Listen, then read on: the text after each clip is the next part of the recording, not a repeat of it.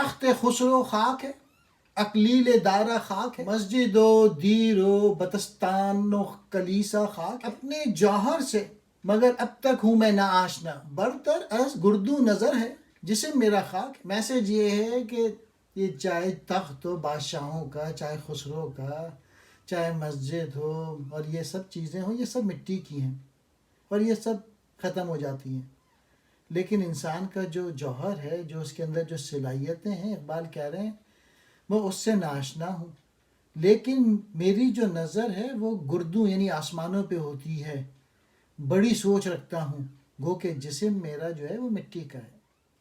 ایران کے بادشاہ کا تخت ہو یا جمشید کا تاج، سب خاک ہیں، مادی ہیں، سب مٹ جانے والے ہیں۔ گرجا ہو، مندر ہو، کعبہ ہو، سب مٹی سے بنے ہوئے ہیں، مگر میں نہیں جانتا میری اصل کیا ہے۔